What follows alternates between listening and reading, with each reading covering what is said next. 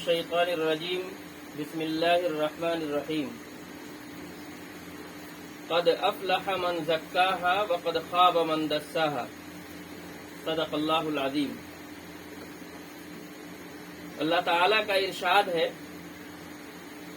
کامیاب ہو گیا وہ شخص جس نے اپنے نفس کا تزکیہ کیا، اس کو پاک کیا، اس کو صاف کیا۔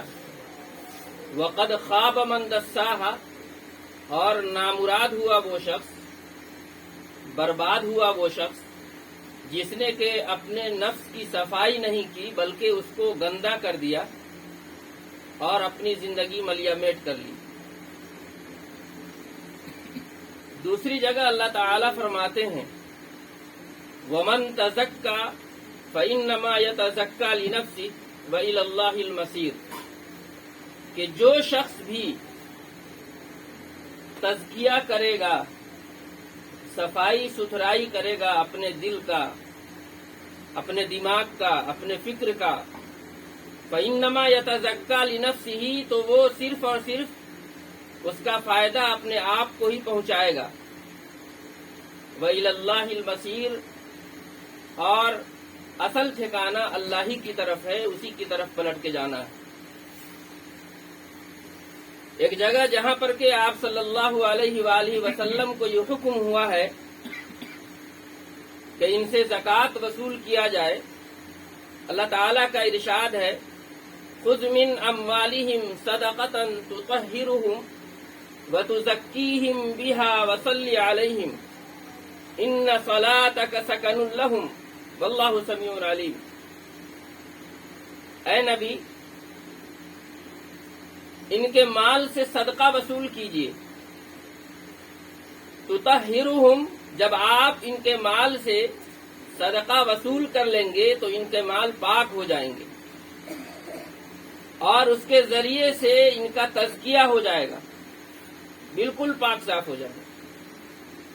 اور اے نبی، آپ صلی اللہ علیہ وسلم ان کے لیے رحمت کی دعا کیجیے، ان صلاتک سکن لہم، کیونکہ آپ کا ان لوگوں کے لیے دعا کرنا ان کے لیے سکون کا ذریعہ ہے۔ واللہ سمیع علیم، اور اللہ تعالی خوب خوب سننے والے اور خوب خوب جاننے والے۔ محترم حاضرین اور ناظرین، آج کا جو یہ پروگرام ہے تزکیہ نفس سیرت رسول صلی اللہ علیہ وآلہ وسلم کی روشنی میں، تو یہ جو تزکیہ ہے اس کا مطلب ہوتا ہے کہ اپنے اندر جتنی بھی خرابیاں ہیں، جتنی بھی کمیاں ہیں، جتنی بھی کوتاہیاں ہیں، اس کو نکال دیا جائے، اور جتنی بھی اچھائیاں ہیں ان تمام کو اپنے اندر داخل کر دیا جائے۔ یہ مختصر تعریف ہے تزکیہ۔ آپ صلی اللہ علیہ وسلم کو جو اس دنیا میں بھیجا گیا،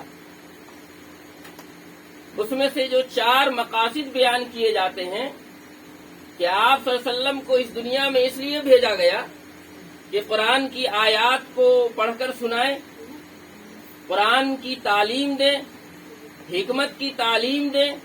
وہیں پر ایک اہم مقصد یہ بیان کیا گیا ہے کہ آپ صلی اللہ علیہ وسلم ان لوگوں کا تزکیہ کرتے ہیں، یعنی ان کی چھوٹی سی چھوٹی کمی، برائی، کمی، اور جو بھی سماج کو اور افراد کو اس دنیا کے اندر اور پھر آخرت کے اندر نقصان پہنچانے والی ہے، اس کو دور کرنے کا کام کرتے ہیں۔ عام طور پر سیرتوں کے جلسوں میں بہت ساری بات ہوتی ہے، کچھ جگہ تو صرف یہی بات ہوتی ہے کہ آپ اس دنیا میں تشریف لائے، بس اس کی فضیلت، اور کچھ جگہ صرف اس بات کا تذکرہ ہو رہا ہے کہ ہم آپ صلی اللہ علیہ وسلم سے بہت محبت کرتے ہیں، اور دوسرے کوئی آدمی ان سے محبت نہیں کرتے۔ کہیں پر سیرت کے جلسے میں یہ ہوتا ہے کہ ہم ہی آپ صلی اللہ علیہ وسلم پر درود بھیج رہے ہیں، صلی اللہ علیہ وسلم، صلی اللہ علیہ وسلم، ہم ہی کر رہے ہیں اور دنیا کا کوئی شخص نہیں کر رہا ہے۔ یہ تمام باتیں جھوٹی اور دعویٰ جو ہے ڈھونگ سے کم نہیں۔ ایک عام آدمی بھی یہ سمجھ سکتا ہے کہ رسول اکرم صلی اللہ علیہ وسلم کو ایک عام آدمی بھی یاد کر لیتا ہے. کیسے کہ جب اذان ہو اس میں محمد صلی اللہ علیہ وسلم کا نام آتا ہے, جب تکبیر ہو اس میں محمد صلی اللہ علیہ وسلم کا نام آتا ہے, جب ہم نماز پڑھتے ہیں اس میں ہم درود پڑھتے ہیں. اگر کوئی آدمی الگ سے کچھ نہ کرے پھر بھی ان کا تذکرہ اور ذکر ہو رہا ہے, پھر بھی ان سے محبت کا اظہار ہو رہا ہے. ابھی ہم جس گوشے کی طرف آپ کو توجہ دلانا چاہتے ہیں, بہت ساری باتیں مولانا نے بیان کی. ابھی ہم مال کے تعلق سے کچھ باتیں آپ کے سامنے پیش کر رہے ہیں. ایک تو معاملہ یہ ہے کہ آدمی اپنے اخلاق کو صحیح کرے, تو اخلاق میں صرف یہی نہیں آتا ہے کہ ہم کسی کے ساتھ اچھے سے پیش آ جائیں, اس سے اچھے سے بات کر لیں, بلکہ مالی معاملات بھی ہیں. اور حقوق العباد میں مالی معاملات ایک اہم معاملہ ہے. اس میں سے ہم 3 چیزوں کا تذکرہ کریں گے. سب سے پہلی چیز وراثت. سیرت رسول کے روشنی میں اپنی اصلاح کرنا ہے. تو مال کے تعلق سے سب سے پہلے ہمیں یہ دیکھنا ہے کہ آپ صلی اللہ علیہ وسلم کی سیرت, آپ صلی اللہ علیہ وسلم نے جن صحابہ کرام اور صحابیات رضوان اللہ تعالی علیہم اجمعین کی تربیت کی, وراثت کے تعلق سے ان کا کیا معاملہ ہے, ان کی کیا سیرت ہے. پھر ہم تمام لوگ اپنے اپنے محبت کے دعوے میں یہ دیکھیں گے کہ ہم کتنا محبوب اپنے آپ کو پاتے ہیں آپ صلی اللہ علیہ وسلم. محترم بزرگوں اور دوستوں, نماز, روزہ, حج, زکوٰۃ کے متعلق اللہ تعالیٰ نے قرآن کریم میں اتنی تفصیل سے بات نہیں کی ہے جتنی تفصیل سے وراثت کے مسئلے کو قرآن کریم میں سمجھایا.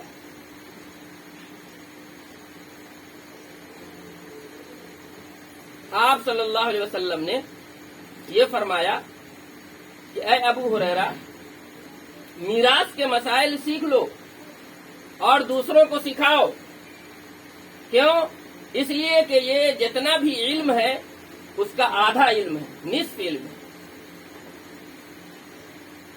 اور یہ علم ایسا ہے جو سب سے پہلے بھلا دیا جائے گا, اور میری امت سے جو علم اٹھایا جائے گا وہ میراث کا علم ہوگا جو سب سے پہلے اٹھایا جائے گا. یہ ابن ماجہ شریف کی روایت ہے, ابو عبداللہ ابن زید رضی اللہ تعالیٰ عنہ سے مروی ہے. دوسری جگہ آپ صلی اللہ علیہ وسلم نے فرمایا ترمذی شریف میں, میراث اور قرآن کریم کا علم حاصل کرو اور لوگوں کو اس کی تعلیم دو, کیونکہ میں جلد ہی وصال پانے والا ہوں. حضرت عمر رضی اللہ تعالی عنہ کا بیان ہے کہ جب رسول اکرم صلی اللہ علیہ وسلم کے اوپر میراث کا قانون نازل ہوا, اس کی آیتیں نازل ہوئی, اس کے جلد ہی بعد آپ صلی اللہ علیہ وسلم اس دنیا سے رخصت ہو گئے.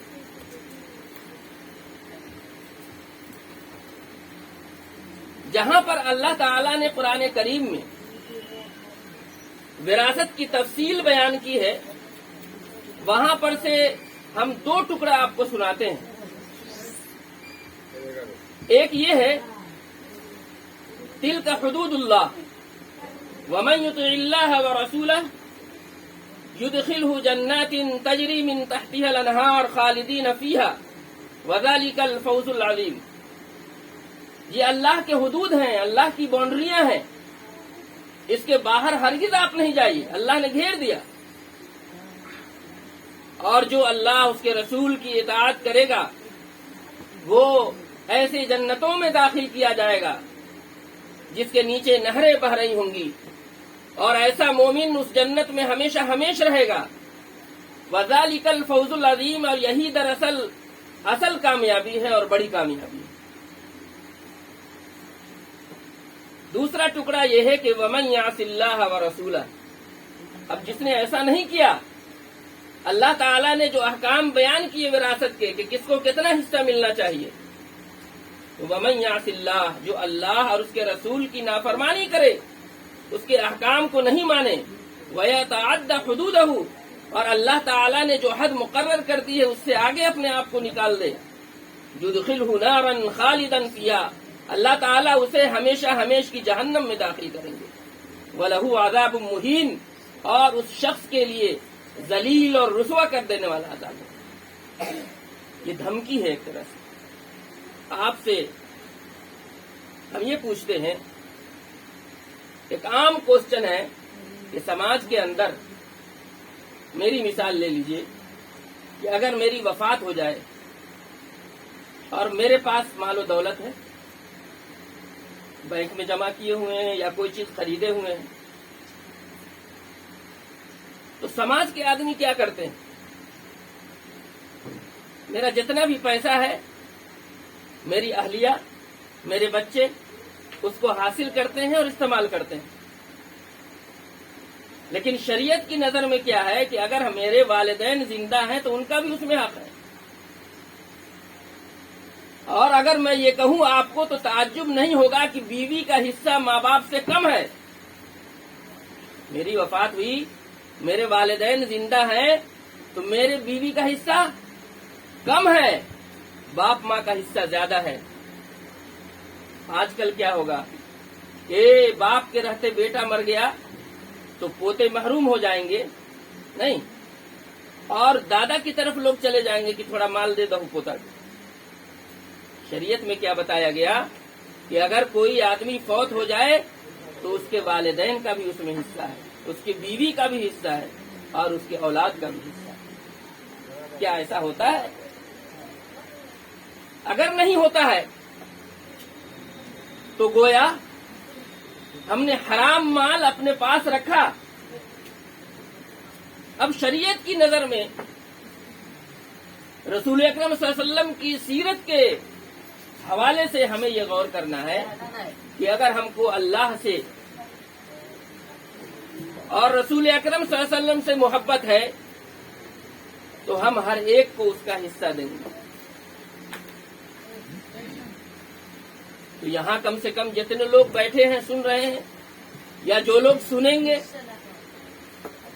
کم سے کم وہ یہ بات دوسروں تک پہنچائیں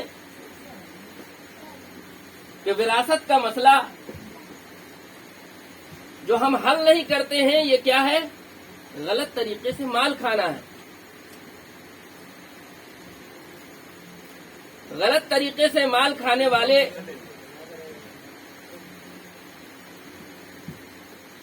کے سلسلے میں رسول اکرم صلی اللہ علیہ وسلم کی ایک حدیث ہے جس کی کچھ باتیں میں نے نقل کی ہیں۔ حضرت عبداللہ ابن مسعود رضی اللہ تعالی عنہ سے مروی ہے، مسند احمد کی روایت ہے کہ جو بندہ حرام مال حاصل کرتا ہے، نمبر 1، اگر وہ صدقہ کرے تو اس کا صدقہ قبول نہیں ہوتا۔ مال رکھے ہوئے ہیں، وراثت صحیح سے تقسیم نہیں کیا اور دھڑلے سے صدقہ کیے جا رہے ہیں۔ علماء نے اعلان کر دیا، مسجد میں خطاب کیا، آپ یہاں مسجد بنوائیں، آپ کے لیے اللہ تعالیٰ وہاں محل بنوائیں گے۔ اگر حرام مال کوئی اکٹھا کر رہا ہے کسی بھی طریقے سے تو سب سے پہلا یہ ہوگا کہ وہ اگر صدقہ کر رہا ہے تو وہ قبول نہیں ہوگا۔ دوسرے، اگر وہ جہاں بھی خرچ کرے گا اس میں برکت نہیں ہوگی۔ اور تیسرے یہ کہ اگر وہ چھوڑ کر کے مل جائے تو اس کا وہ مال اس کے لیے جہنم کا باعث ہے۔ محترم بزرگوں اور دوستوں، اس کی طرف توجہ دینے کی ضرورت ہے۔ اور پھر ایک عام سی بات جو ہم بھائی اپنے بہن کے ساتھ کرتے ہیں وہ ہر ایک جانتا ہے، لیکن ہم نے یہاں پر جو مسئلہ بیان کیا ہے ایک عام مسئلہ جس کی طرف لوگوں کا ذہن نہیں جاتا ہے کہ والدین کا بھی حق ہوتا ہے، اس کو دیا جائے۔ اسی لیے جب بھی ہم میں سے کوئی وفات پائے تو وراثت کی تقسیم کرنی ہے۔ مختصراً آپ کو ہم یہ بتا دیں کہ جب کوئی آدمی وفات پائے تو 4 کام ہمیں کرنا ہے۔ سب سے پہلا یہ کہ میت کی مال میں سے اس کے کفن دفن کو کیا جائے۔ اگر کسی بیٹے نے کر دیا، کسی نے کر دیا تو اچھی بات ہے۔ دوسرے نمبر پر یہ کہ اس کے قرض کو ادا کیا جائے۔ اور اگر قرض اتنا ہے کہ اس کا پورا مال ختم ہو جائے تب بھی اس کو دے دیا جائے گا، ایسا نہیں کہ تقسیم کر لیں گے پہلے۔ تیسرے یہ کہ 1/3 وصیت کو قبول کیا جائے گا، اگر وصیت انہوں نے کی ہے، اگر لکھ دیا کہ پورا مال کسی بیٹے کو دیتے ہیں تو ان کی وصیت قبول نہیں ہوگی، 1/3 میں ہی قبول ہوگی۔ قرض ادا کرنے کے بعد جو مال بچا ہے اس میں سے 1/3 وصیت کو پورا کیا جائے گا اگر وصیت ہے، اور اس کے بعد پھر جیسا جس کا حق ہے اس مال کو تقسیم کیا جائے گا۔ محترم بزرگوں اور دوستوں،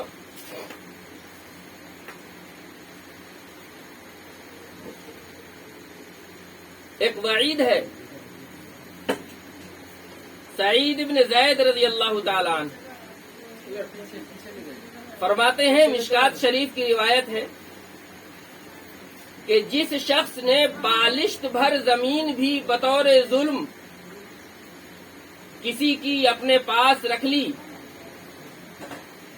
ایک بتہ بھی زمین کسی نے غلط طریقے سے اپنے پاس رکھ لی، تو اللہ تعالی 7 زمینوں میں سے اسی کے بقدر بالکل اتنا ہی اس کے گردن میں توق کی طرح لٹکا دیں گے۔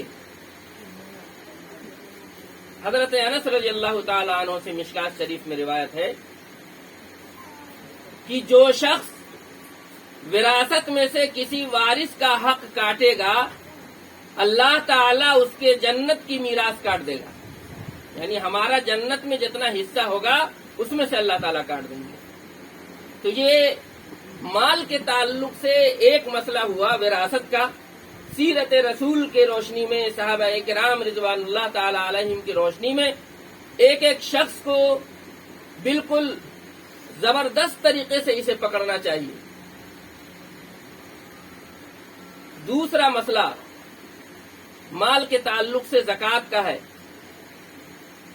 ایک آیت ہے جس کے اندر زبردست طریقے سے اللہ تعالی ہمیں ڈرا رہے ہیں۔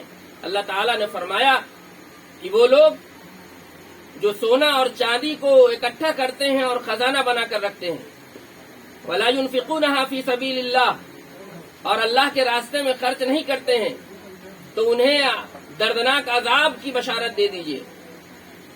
پھر انہیں یاد دلائیے کہ اس دن جہنم کی آگ کو ان پر پگھلا کر کے ڈالا جائے گا،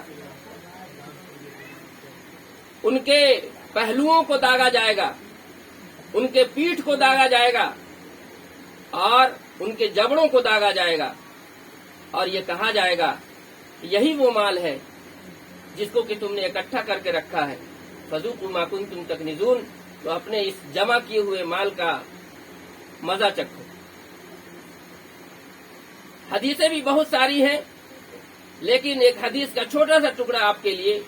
رسول اکرم صلی اللہ علیہ وسلم کی ایک حدیث میں یہ بتایا گیا کہ جو شخص زکوٰۃ کی ادائیگی نہیں کرتا ہے، اللہ تعالی قیامت کے دن 2 گنجا سانپ، جس کو نہایت ہی زہریلا سانپ سمجھا جاتا ہے، اس کے اوپر لٹکا دیں گے، جو لگاتار اسے ڈستا رہے گا اور یہ کہتا جائے گا کہ میں تیرا مال ہوں، میں تیرا خزانہ ہوں۔